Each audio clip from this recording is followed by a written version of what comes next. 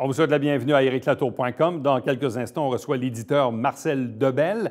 Il a passé 40 ans dans le monde de la comptabilité et finalement, il y a une quinzaine d'années, il a fondé sa propre maison d'édition et il pense maintenant, oui, déjà à la relève. Mais d'abord, parlons politique municipale, parlons des enjeux du quartier NDL et d'une portion de Saint-Gérard avec la conseillère Patricia Poisson.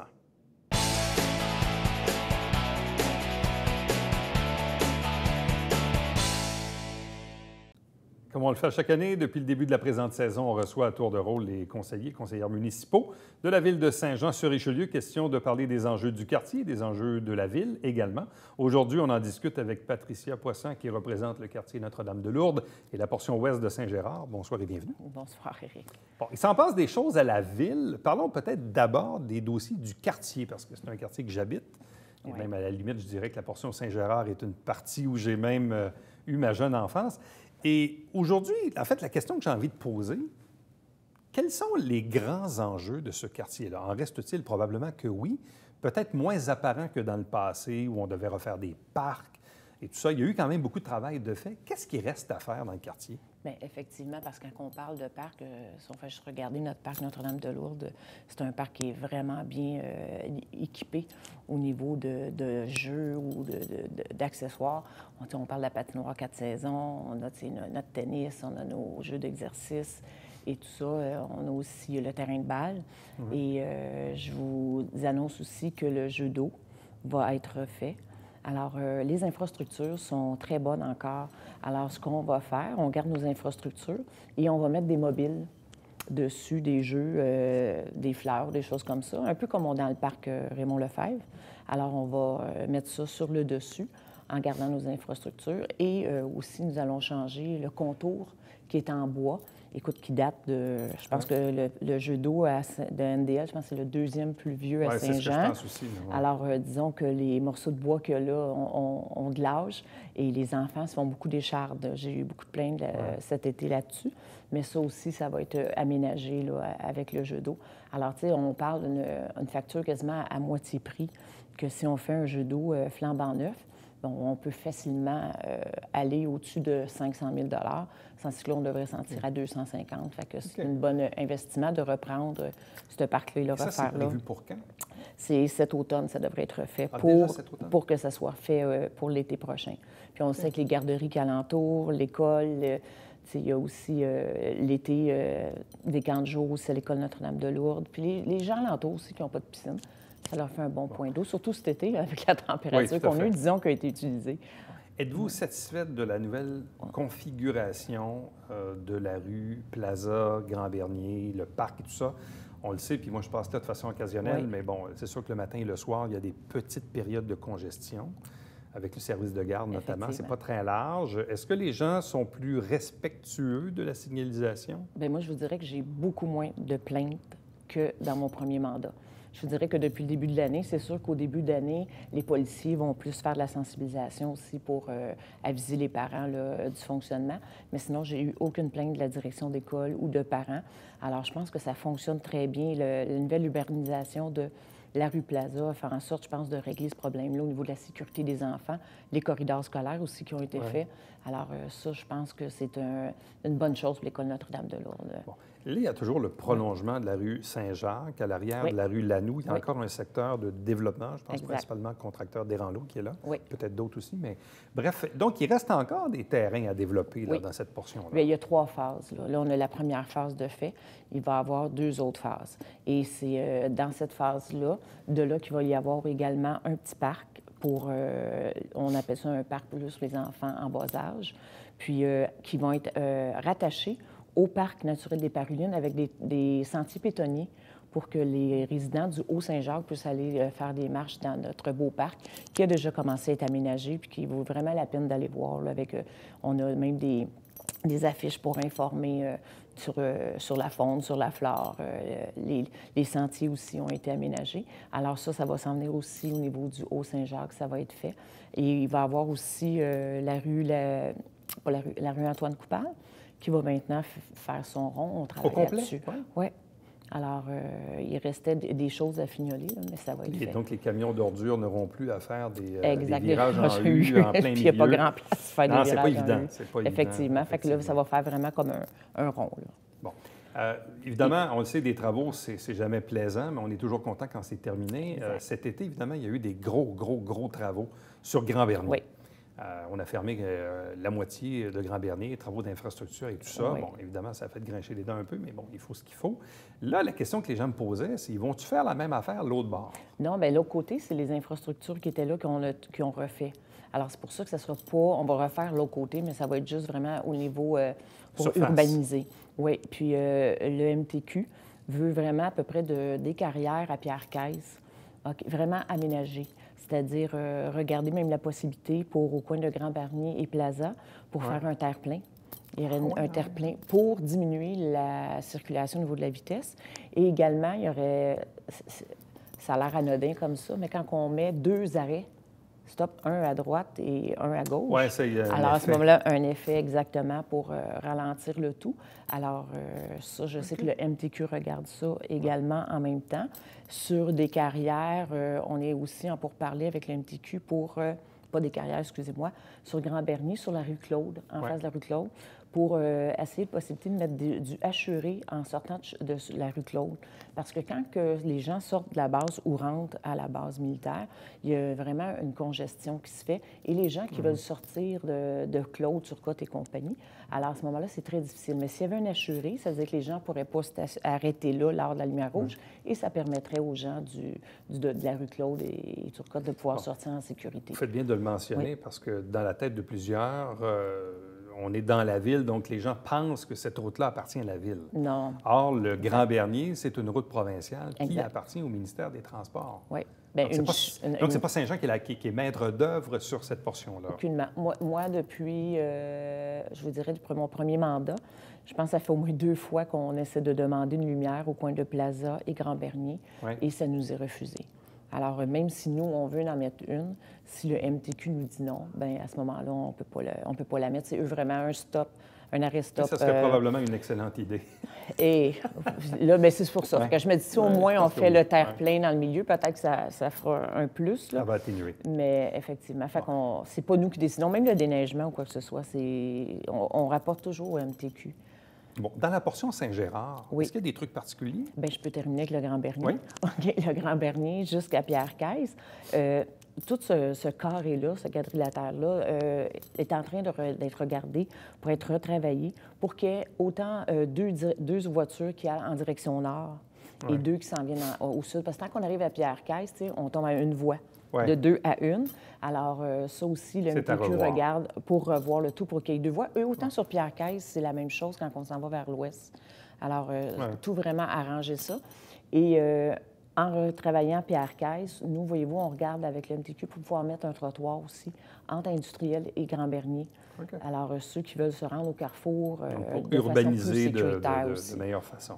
Bon. Parce qu'on ne se l'aura pas, là, il n'y en a pas de trottoir du tout là, dans ce coin-là. Fait que quelqu'un qui veut aller prendre, on favorise les vélos et le piéton, mais il faut quand même donner l'accès sécuritairement aussi à ceux-ci. Pour la portion Saint-Gérard, est-ce qu'il y a des trucs particuliers, des enjeux particuliers? Bien, à Saint-Gérard, je vous dirais que cette année, il y a 3 rues qui ont été faites en resurfaçage parce que Saint-Gérard a besoin d'amour. Mais c'est sûr que les sous avaient été beaucoup plus concentrés sur Maisonneuve. Alors, vu qu'on avait refait qu'on avait tout gagné, le système des infrastructures pour les résidents. Alors, on va regarder plus à ce niveau-là. Je vous dirais qu'au niveau des infrastructures aussi, entre, par exemple, Godette et Saint-Michel sur Normandie va être fait. C'est une partie de mon district, mais ça va amener une facilité aussi, justement, là, pour l'eau et les égouts. Bon. Est-ce qu'un jour, il y aura construction de maisons à l'arrière du bâtiment d'Hydro-Québec, le long de la rue Godette? Oui. Je sais qu'à un certain moment, on avait fait du piquetage et tout ça, puis là, bien, il n'y a rien. Mais est-ce qu'un jour, il va finir par avoir des maisons? Bien, le propriétaire, c'est Hydro-Québec de ce terrain-là, moi, ce qu'on m'a dit. Puis c'est lui qui va décider ce qu'il va faire. Est-ce qu'il se garde ce terrain-là en réserve pour ultérieurement agrandir ou développer quelque chose d'autre, ou il va s'en débarrasser. Mais pour le moment, il n'y a rien sur la table. Il n'y a rien qui a été déposé à la Ville à ce niveau-là de développement. Ouais. Bon. Fait que les résidents, en ce moment, ils n'auront pas de voisins arrière pour le moment. encore. Bon. La Ville, on le sait, Ouais. depuis l'élection, il y a un an, c'est Ouais. des relations un peu plus difficiles. Le maire minoritaire, conseil majoritaire, problème de décorum lors des assemblées. Vous avez maintenant un nouveau règlement, prochaine assemblée publique le mardi 23 octobre. Quel est votre souhait pour l'année qui vient? Si on pouvait juste être capable de communiquer en défendant ses idées, mais sans être obligé de désinformer ou d'inventer n'importe quoi pour défendre son idée. Moi, c'est juste ça. M. Latour peut être en désaccord avec moi, puis je vais l'accepter. Mais dites-moi la vérité, par exemple. Allez pas dire n'importe quoi pour défendre la vôtre, qui est complètement de la désinformation. C'est quand on a dit, je vais juste donner un exemple, quand on a dit que les Neufs, on voulait dézoner. Combien de fois vous avez vu, M. le maire, écrire qu'on demandait un dézonage pour les bois? Jamais on a demandé ça. Jamais, jamais. Vous pouvez dire, oui, moi, je suis un pro 100 bois. Je ne veux pas qu'il y ait un arbre qui se coupe. Je ne veux pas qu'il y ait un terrain de golf qui se développe. Je ne veux pas qu'il y ait un bord de ruisseau qui soit attaqué. Je vais respecter ça. Mais dites pas que moi, je vais le faire, par exemple, quand c'est même pas vrai. Un peu comme le nouveau règlement qu'on a dit qu'on voulait enlever. Combien de fois qu'il nous a dit qu'il voulait qu'on voulait enlever les référendums à la population? On attendait juste l'information au complet de Québec avant de prendre une décision. Juste que si tu es bien outillé, tu vas prendre la bonne décision, puis on ne reviendra pas en arrière. Mais dis pas que moi, je veux enlever le référendum, que je veux enlever la parole aux citoyens, quand c'est pas ça. C'est juste ça. Tu as le droit d'être en désaccord, mais il faudrait que ça soit fait de façon honnête. Bon. Mais pensez-vous que l'application du nouveau règlement va amener davantage de décorum lors des séances publiques? Bien, on le souhaite. C'est sûr qu'on souhaite ça. On n'a pas demandé que la régie interne soit refaite, qu'on ait travaillé sur certains points. On espère que ça va être comme ça. Parce que je pense que n'importe qui sur cette terre, on a le droit au respect. Comme je vous disais tantôt, vous avez le droit d'être en désaccord avec moi, mais je pense que vous pouvez me le dire de façon respectueuse, puis ça va être vice-versa, là. C'est dans ce sens-là. Patricia Poisson, merci beaucoup. Ça fait plaisir. Bonne continuation. Merci. Restez avec nous puisqu'au retour, on reçoit l'éditeur Marcel Debelle.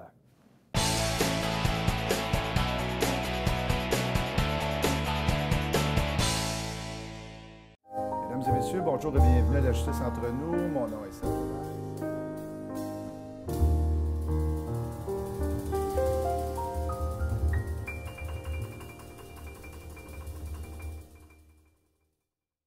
Salut, ici Alexandre Baudouin. Et François Trépanier. François, cette semaine à Sport Express, spéciale Ligue de hockey junior 3 du Québec et des Forts de Chambly. Oui, une équipe qui a commencé sa saison à Saint-Jean-sur-Richelieu, puis un match sur le suicide qui s'en vient au mois de novembre. Ouais, faut pas manquer ça.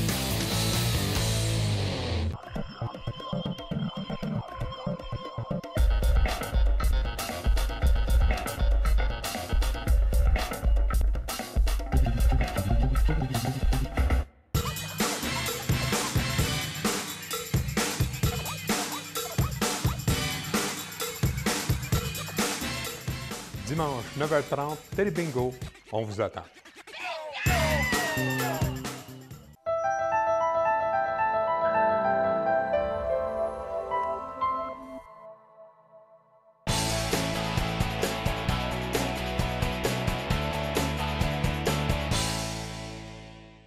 À chaque mois, le regroupement des travailleurs autonomes du Richelieu désigne l'un de ses membres comme étant le membre du mois. Et pour le mois d'octobre, c'est l'éditeur Marcel Debelle qui est avec nous. Bonsoir et bienvenue.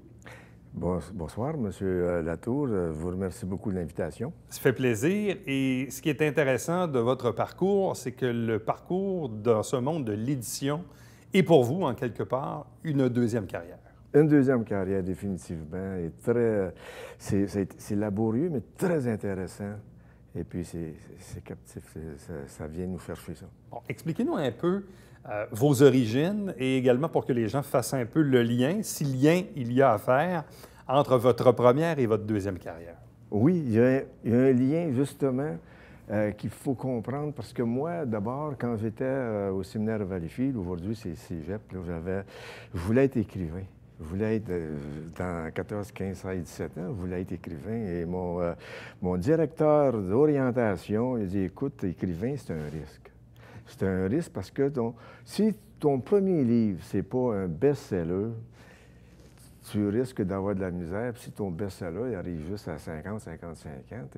Par contre, il dit, tu prends tes notes, là, tu es bon en chiffres, tu pourras faire un comptable ou quelque chose comme ça. Alors, effectivement, c'est ça que j'ai fait. J'ai une carrière de 40 ans en comptabilité. En comptabilité, en fait, j'étais vérificateur sur la route. Moi, je ne me voyais pas comptable là, Dans un bureau. Non, me Donc, voyais vous étiez pas, un comptable, mais sur la route. sur la route, je vérifiais les multinationales, par exemple, à Toronto, qui opèrent ici au Québec. J'ai fait tous les coins de Montréal, puis Québec. Puis j'aimais ça parce que je sortais, puis je rencontrais du monde. C'est ça que j'aimais, moi. Puis le rapprochement, à un moment donné, après 40 ans, j'ai pris ma retraite comme comptable, mais j'avais commencé à éditer. Éditeur, tu fais à peu près la même chose, éditeur, que ça. Il faut être bon dans les chiffres si on veut être bon en affaires. On change, oui. Mais par contre, je continue toujours à faire mes rapports d'impôts. Je continue à faire, par exemple, l'impôt de mon épouse et moi. Puis, Mais pourquoi souvent on dit, surtout quand on est jeune, on se dit, bon, bien, soit qu'on choisit un domaine de chiffres ou un domaine de lettres. Or, vous, dans votre cas, vous aviez visiblement, vous aviez une passion pour les lettres, vous avez fait une carrière dans les chiffres, oui. Mais vous êtes revenu au monde des lettres en étant vous-même éditeur. Bon, peut-être que le côté chiffres vous aide à bien gérer votre entreprise. C'est quand même assez particulier comme cheminement. Dans les chiffres, ça m'a permis là, d'avoir un salaire régulier. Là. Ben, parce que, comme auteur, dans les lettres, OK, on peut faire un journaliste. Là, tu sais, ben, ça, c'est plus risqué aussi, journaliste. Mais comme dans les chiffres comptables, tu as un salaire fixe. Là, puis, c'est un peu comme dans le monde aussi des chanteurs et des musiciens. Souvent, exact. les parents disaient à leurs enfants, oui, c'est bien, tu iras chanter la fin de semaine, mais trouve-toi une vraie job dans la vie. Trouve-toi une vraie job, oui. Bon, c'est un peu ça. Et là, vous, donc, une carrière de comptable pendant 40 ans, évidemment, votre passion pour les lettres était toujours là. Et là, depuis une quinzaine d'années, depuis que vous êtes à la retraite, vous avez entamé ce projet avec une maison d'édition qui, quand même, au fil des ans, a eu quand même plusieurs succès et plusieurs livres aussi. Oui, une centaine de livres. Puis là, je travaille en collaboration avec un auteur que j'ai édité moi-même, Viviane Mozagara. Et je travaille en collaboration et puis pour une couple d'années. Puis effectivement, là, elle va à un moment donné prendre la relève, vous savez. Et puis moi, j'ai commencé en 2003. J'ai fondé ma maison d'édition en 2003. Mais pour un certain temps, je faisais de l'édition et j'étais en cours dans ma carrière de comptabilité. J'ai pris ma retraite en 2007, voyez-vous. J'ai fait, quand même. Oui, bon. 2007 comme comptable. Et puis... Et là, vous avez déjà identifié votre relève parce que, bon, puis vous nous le dites sans le cacher. Donc, vous avez aujourd'hui 76 ans, mais vous avez quand même une bonne forme, une bonne santé. Bonne santé, je remercie la nature, je suis croyant. Mais vous avez quand même déjà le souci de préparer la relève. Ben oui, c'est parce qu'à un moment donné, c'est ça. C'est exigeant l'édition, c'est exigeant, vous savez. Moi, ça fait 15 ans que je suis là-dedans. Là. Ça a été 15 ans de route, en fait. C'est pas de toujours travailler dans le bureau. Rencontrer les auteurs, les salons du livre. Oui, justement, là, en parlant de salon du livre, je prépare avec Mme Mozagara le salon du livre de Montréal qui s'en vient dans le mois de novembre. Là, on prépare ça. On va avoir un kiosque. Et puis, je travaille en collaboration très... intensive avec elle. Là. Et puis, ça a été 15 ans, moi, d'édition, de la formation complète, de toujours, de quoi, quelque chose à apprendre dans ça, dans l'édition. Dans l'édition, je peux vous faire le déroulement d'un livre. Comment on devient éditeur? Je comprends que vous aviez une autre carrière, puis... Mais à quel moment on se dit, bon, bien là, moi, là, je vais fonder ma maison d'édition, je vais éditer des livres. Comment ça se passe? C'est une bonne question. C'est pas facile de trouver un éditeur, hein? Non. Pas facile, parce que les autres éditeurs, là, moi, maintenant, je suis éditeur, je reçois 200 manuscrits par année. Le maximum que j'ai édité dans une année, c'est 20. Aïe, 20 sur 200. Mais une fois. Mais normalement, là, ça a été à peu près 5, 6, 7, 8 sur 200. Mais vos collègues éditeurs sont probablement confrontés à la même chose. Sont probablement pareils. Donc, ils sont inondés de manuscrits. Oui. Moi, j'avais des manuscrits en 2003, puis je suis allé voir plusieurs éditeurs. Je dis, oui, ton manuscrit, il est bien beau, il est correct, on va te l'éditer, mais pas tout de suite. Attends. Tu sais, mettons que je me suis dit, si je l'ai dit moi-même. C'est comme ça a commencé. Moi, je n'attendrai pas si je l'ai dit moi-même, là. Fait que là, j'ai commencé, j'ai écrit 10 livres. On peut dire que mes 3 premiers livres, là, c'est des beaux livres, là, mais c'était comme de la pratique parce que je me renseignais. Je suis devenu membre de l'ANEL, l'Association des éditeurs de livres du Québec, puis là, j'allais l'information, beaucoup de formations, puis tout. Puis en fin de compte, j'ai réussi à monter ma maison d'édition parce que ça ne me tentait pas d'aller voir d'autres éditeurs, de chercher un éditeur. J'ai écrit 10 livres. Et quand vous recevez, je prends l'exemple parce que là, vous nous avez amené ici aujourd'hui quelques exemples, mais qu'est-ce qui fait que vous recevez un manuscrit puis vous dites celui-là, je le garde ou celui-là, je le garde pas? C'est quoi l'élément déclencheur? Alors, c'est une bonne question, ça, mon cher monsieur. C'est le comité de lecture. On travaille avec le comité de lecture. On ne peut pas tout lire les manuscrits, on ne peut pas tous les lire. Mon comité de lecture, lui, là, il va... moi, en premier vue, même comme ça, là, je peux en choisir une trentaine, comité de lecture. Okay. Vous regardez quoi, le thème? Je regarde, oui, le thème, l'histoire, parce que moi, je ne reçois pas de subvention. Aucun sou de subvention. Je travaille avec l'auteur et je me fie à la vente. Fait qu'il faut que le livre soit bien choisi, bien imprimé, bien édité. Et puis, avec l'auteur, on va accélérer les ventes, vous savez, puis faire tous les lancements de livres, les maisons, l'édition, les salons du livre. Et puis là, alors là, le comité de lecture, lui, là, il va passer à travers, là, puis il va en choisir d'autres, là. On va prendre une vingtaine. Puis moi, dans ces 20-là, ils ont tous des rapports, hein, comité de lecture. Moi, dans ces 20-là, je vais en choisir, là, disons, entre 5 et 12, là, tu sais, une moyenne, là. Et qui sont ces gens qui sont sur le comité de lecture? Le comité de lecture, là, c'est des personnes intéressées à la littérature. C'est pas des personnes connues, là, des personnes qui aiment ça, qui donnent leur nom, ils font... c'est bénévolement, mais souvent, on donne un petit salaire, là. On leur donne, mettons, des livres, puis d'autres livres qu'on a édités. Mais c'est des personnes très intéressées dans la littérature. Et jusqu'à présent, en 15 ans, une centaine d'ouvrages plus tard, qu'est-ce que vous avez édité comme ouvrage pour les jeunes, pour les adultes, des romans, J'édite tous les genres littéraires. Romans jeunesse, romans historiques, vous en avez dans ça. Vous avez des livres pour enfants, biographie, autobiographie, de la poésie, essais. J'édite tout. J'ai des bémols là, sur la poésie, par exemple, parce que il faut que ça soit... Il faut être capable de les vendre, hein, des livres. Ouais. Ça prend nécessairement l'aide, ça prend la collaboration de l'auteur pour vendre ses livres. Là. Quel a été votre meilleur succès en 15 ans? Le meilleur succès, j'en ai eu plusieurs, mais ça n'a pas été des gros best-sellers. Ça a été, comme ceux-là, ça en est pas mal.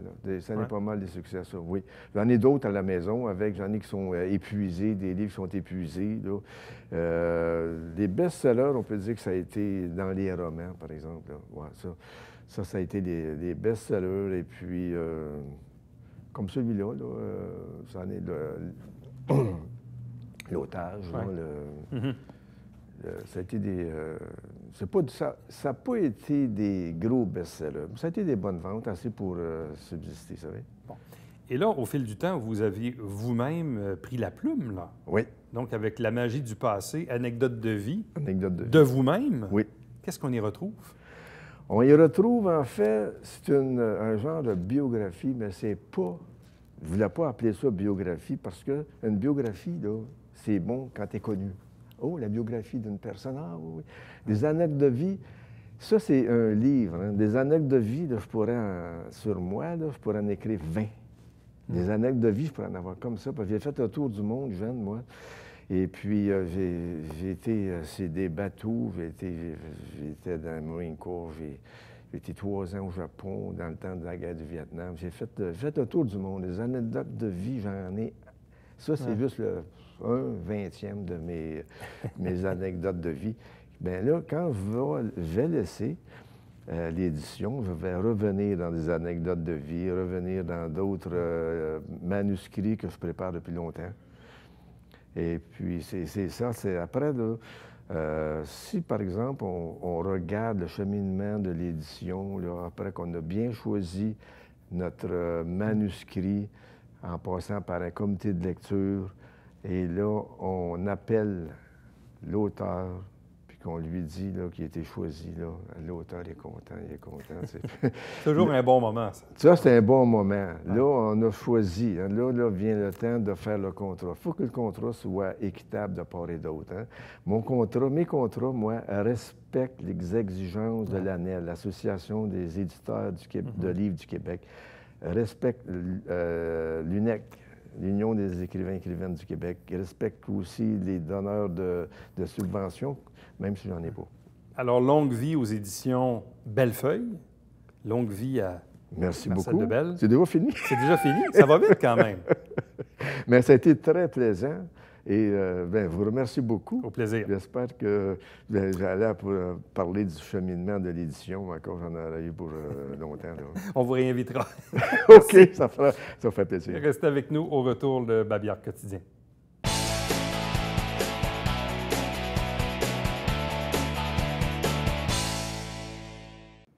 Ne manquez pas, ce vendredi, le 35e déjeuner réflexion du parrainage civique du Haut-Richelieu avec comme invité d'honneur le président fondateur de MXO, Steve Trank, qui est aussi la personnalité d'affaires de l'année à la Chambre de commerce de la région.